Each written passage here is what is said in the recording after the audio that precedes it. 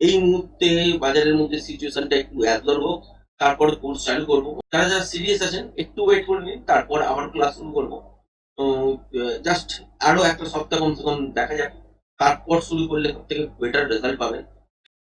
বন্ধুরা, black Friday তো আজকে দেখলেনই, বড় হয়তো মুভমেন্ট দেখতে পাননি, কিন্তু ওভারঅল যদি দেখেন ছোটখাটো গ্যাপ ডাউন, তারপরে বাজার অনেকক্ষণ এই লেভেলটাকেই এক্সপেক্ট করেছে, যেটা গতকালকে আপনাদের সাথে শেয়ার করেছিলাম, 24,600 থেকে 580। তারপরে আস্তে আস্তে করে কিন্তু কি হচ্ছিল যে এখানে সুইং লো গুলো কিন্তু ব্রেক করছিল, তারপর দেখতে পাচ্ছিলাম কি সুইং হাই আর উপরের দিকের জন্য ব্রেক করছে না, পরিষ্কার কিন্তু তলার দিকে ব্রেক করে তলার দিকের জন্য চলছিল, ব্যাংক নিফটিতেও নিফটিতেও, কিন্তু অপশান যেন আটকে ছিল। তারপর ফাইনালি এই রেঞ্জটা ব্রেক করার পরে কিন্তু এখান থেকে একটা ভালো সুন্দর মোমেন্টাম আমরা আজকের দিনে দেখতে পেয়েছি, এবং এই ক্যান্ডেলটা হচ্ছে একটা স্পাইক করেছে। তারপর দেখতে পাচ্ছি কি এখনো লাইভ মার্কেট চলছে যদিও, এইখানটা দেখতে পাচ্ছি কি যে এখান থেকে তলার দিকের জন্য আবার বেশ কিছুটা পড়েছে, যেটা হওয়া উচিত ছিল, এবং তারপর একটা বাউন্স দেখছি, এটাই মোটামুটি আজকের দিনে লো ধরে নিই, ঠিক এই জায়গাটা। এবার এটা নিফটির 1 মিনিটের চার্ট খোলা আছে, এটা হচ্ছে নিফটির 5 মিনিটের চার্ট খোলা আছে। আজকে বিশ্লেষণ তো বিশেষ কিছু করছি না, কিন্তু নর্মালি যদি দেখেন আজকের বাজারটা যদি দেখেন, এটা ডেট ক্যাট বাউন্সের মতনই কিন্তু রিয়াকশন দিয়েছিল। এক্সপেক্ট করেছিলাম যে এই সপ্তাহে হয়তো ডেট ক্যাট বাউন্স দেখাবে না, কিন্তু লাগাতার 3 দিন ধরে যে জিনিসটা দেখতে পেয়েছি, যে বড় সড়ো গ্যাপ ডাউন হয়েছিল, তারপর সেখান থেকেই উপরের দিকের জন্য কিছুটা উঠে বন্ধ করেছিল। এটা হচ্ছে বুধবারের বাজার। বৃহস্পতিবারের বাজার হচ্ছে ছোটখাটো গ্যাপ আপে খুলেছিল, বারবার তলার দিকের জন্য টেস্ট করছিল, কিন্তু সুইং লো সেরকম ভাবে ব্রেক করতে পারছিল না। ফাইনালি একটা আপসাইডের দিকের জন্য মুভমেন্ট হয়েছিল, এটা কিন্তু ডেড ক্যাট বাউন্স হিসেবেই ছিল। এই বাউন্স গুলো যে টিকতে পারে না সেগুলো আপনার সাথে বহুবার ভিডিওর মধ্যে চর্চা করেইছি অলরেডি। তারপর কি দেখতে পাচ্ছি যে এখান থেকে তলার দিকের জন্য আজকের দিনে গ্যাপ ডাউনে খুলেছে। এই যে রেঞ্জটাকে রেসপেক্ট দিয়েছে বারবার, এখানে কিন্তু কোনো রকম ট্রেড তৈরি হয়নি। এবার আমি অপশানের চার্ট যদি দেখাই আপনাদেরকে, তাহলে বুঝতে পারবেন যে আলটিমেট আমাদের আজকের দিনেও লাইভ ইন্ডিকেটর অনুযায়ী আজকের দিনে আমরা যে ধরনের ট্রেড করেছি সেটা কিন্তু শেয়ার করছি। আমি যদি পুটের দিকের চার্টটাকে আরেকটুখানি বড় করি, এখানে কিন্তু স্ক্যালপিং মুভমেন্ট তৈরি হয়েছিল, এবং ফার্স্ট মুভমেন্টটা এতদূর পর্যন্তই নেওয়ার পর কিন্তু বাজার থমকে যাচ্ছিল, আর পার্টিসিপেট করছিল না পুট সাইডের দিকে। সেই জন্য এইখান থেকে কি করেছিলাম যে একবার স্কোয়ার আপ করার পর তারপর কিছুটা রিটেস্টের জন্য ছেড়ে দেওয়া। বাজারের হাতে টাইম ছিল, সে রিটেস্ট করেইছে। আর যাদের কাছে লাইভ ইন্ডিকেটর আছে তারা নিশ্চয়ই বুঝতে পারছেন যে কেন এই জায়গা থেকে আবারও আপনি ট্রেডিং সেটআপটাকে ওপেন করবেন। রেড লাইনটা যেহেতু উপরের দিকে আছে সেই জন্যই, আর সেই মুখটা আলটিমেট বুঝতেই পারছেন যে বুম হয়েছে আজকের দিনে, এবং সুন্দর প্রফিট কিন্তু বেরিয়েছে। আর এইগুলো হচ্ছে টার্গেটের জায়গা ছিল ক্যালকুলেশন অনুযায়ী, যেটা হচ্ছে 85 ফার্স্ট, সেখানে উপরের দিকের জন্য 87 পর্যন্ত মুভ করেছিল, তারপর তলার দিকে রিটেস্ট হয়, আবারও 85টাকে ব্রেক করে, ব্রেক করার পরে কিন্তু 97 এই জায়গাটা পর্যন্ত ছিল। তারপরে কি দেখা যাচ্ছে যে এটা 121 পর্যন্ত যেতে পারে, এই একটা ক্যান্ডেলেই কিন্তু স্পাইক এসছে, এবং এই পুরো টার্গেটটা কিন্তু পাওয়া গেছে। তারপরেও উপরের দিকে 135 পর্যন্ত গেছে, তারপর কিন্তু এখান থেকে দেখতে পাচ্ছি আস্তে আস্তে ডিটোরিয়েট করেছে। এখন মার্কেট ক্লোজ, কারণ 3:32 এই মুহূর্তে বাজে। আমি টাইমটাকে খোলার চেষ্টা করেছিলাম, টাইমটা কিন্তু ওই যে যাই হোক, এই যে 3:33 দেখতেই পেলেন। এই মুহূর্তে কিন্তু বাজারের মধ্যে যে সিচুয়েশন দাঁড়িয়ে আছে, এখানে কিন্তু কোনো স্ট্রং সাপোর্ট জোন কিন্তু নেই। গতকালকে যদি দেখেন ডাউ জোন্স কিন্তু প্রায় 2% মাইনাস কিন্তু ছিল। 1100 পয়েন্ট যখন মাইনাস চলছিল, সেখান থেকে একটা ছোটখাটো বাউন্স আসার পর 1200 পয়েন্ট থেকে একটা বাউন্স ব্যাক হয়তো উপরের দিকের জন্য 300-400 পয়েন্টের দেখেছি।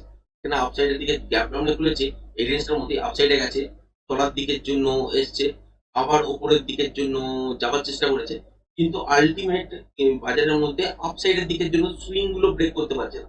তার মানে নিশ্চিত ছিলাম যে এই রেঞ্জটা যখনই ব্রেক করবে তখন এখান থেকে তলার দিকের জন্য কিন্তু একটা সুন্দর মোমেন্টাম পাবো। টাইমিং যদি ম্যাচ না করে তাহলে আপনি বসেই থাকবেন, আপনার এগেনস্ট ট্রেড কিন্তু চলতে শুরু করে দেবে। তখন উপর থেকে তলার দিকের জন্য বাজার মুভ করলো, ডিপ নিল, তখন একটা ছোটখাটো ওই 8-9 পয়েন্টের একটা স্ক্যালপিং বার করা সম্ভব হয়েছে।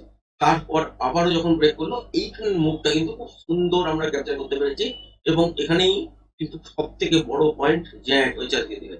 নেক্সট দিনের জন্য যদি দেখেন, মোটামুটি 24,620-র ওপরে সাস্টেন করতে শুরু করলে বা গ্যাপ আপে খোলার পর যদি কন্টিনিউ এখানে সাস্টেন করতে শুরু করে, তবেই কিন্তু আপসাইডের দিকে ইন্ট্রাডে বেসিসে উপরে যাওয়ার জায়গা তৈরি হয়ে থাকবে, আদারওয়াইজ নয়।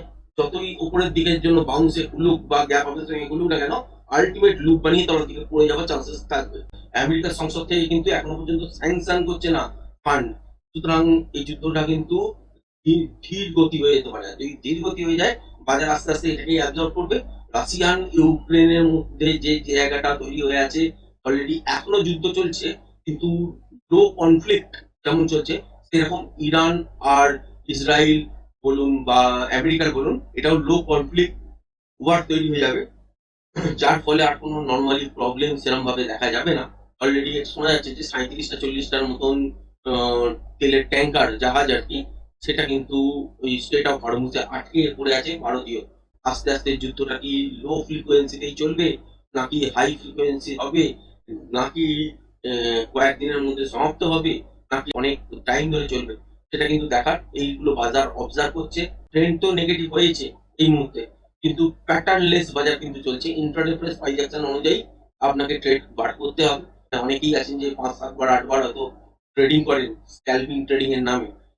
অ্যাকচুয়ালি ইন্ট্রাডেটা একটা দুটো ট্রেড করা মানে সেটাই হচ্ছে স্ক্যালপিং ট্রেড। 5 বার 7 বার 8 বার অনেকেই ট্রেড করে থাকেন, কখনো বাইরে কখনো সেলে। দুবার একবার হয়তো উইনও হন, কিন্তু বারবার উইন হবার আশায় বা বড় প্রফিট বানানোর আশায় বা মনের মধ্যে যে লোভটা থাকে সেইটার আশায় অনেকবার ট্রেড করে ফেলেন, কিন্তু ফলপ্রসূ যখন হয় না বা যেটা হয়তো প্রফিট কামিয়েছেন সেই প্রফিটটাই হয়তো আপনার লসে কনভার্ট হয়ে যায় কোনো একটা ট্রেডে, তখন আবার কিন্তু আপনাদের মধ্যে তৈরি হয়ে যায় অ্যাংজাইটি এবং কনফিডেন্সের জায়গায় সেখানে তৈরি হয়ে যায় হচ্ছে অ্যাগ্রেশন। মার্কেটে দুটো ট্রেড বা একটা ট্রেড আপনাকে বাজার দেয়, এইটাকেই আইডেন্টিফাই করতে হয়, সেই অনুযায়ী ট্রেডিং সেটআপ তৈরি করতে হয়। এছাড়া যদি প্যাটার্নের কনসেপ্টে বাজার যেরকম ন্যাচারাল ওয়েতে যখন চলে, যেমন মানে অর্গানিক ওয়েতে, এইসব জিনিসগুলোকে খেয়াল রাখতে গেলে আপনাকে টেকনিক্যাল নলেজ নিতেই হবে। আর আজকালকার মার্কেটে অ্যালগো চলে এসছে। আপনারা দেখেছেন যে ব্রোকার ফার্ম ব্রোকারেজ জেনারেট করার জন্য সাইডওয়েজ মার্কেটে বেশি প্রেফার করে, কারণ একই জায়গায় কিছু পয়সাতে ওপর কিছু পয়সাতে নিচে এরকম ম্যাক্সিমাম ট্রেড করে কিন্তু সেখানে ব্রোকারেজ জেনারেট করা হয়। তো সবকিছু জিনিস খেয়াল রাখার পরই আপনাকে কিন্তু ট্রেড করতে হবে। এই নয় যে প্রত্যেকটা মুভমেন্টের মধ্যে আপনি চাপিয়ে পড়বেন, কারণ এই যে উপর থেকে ধরুন এখান থেকে তলার দিকের জন্য মুভমেন্ট হয়েছে, আপনি দেখার পর হয়তো ভাবতেই পারেন যে এখান থেকে যদি আমি সেল করতাম, এখানে যদি আমি বাই করতাম, তাহলে হয়তো অনেকটা সুন্দর মুভমেন্ট পেতে পারতাম, বা এখান থেকে যদি আমি বাইং করতাম উপরের দিকের জন্য একটা ভালো মুভমেন্ট পেতে পারতাম। এগুলো কিন্তু নয়, প্যাটার্ন দেখেই কাজ করতে হবে। সবকটা মুভমেন্টে ঝাঁপিয়ে পড়া কিন্তু যায় না। তো আজকের ভিডিওটা এই পর্যন্তই রাখছি। ধন্যবাদ।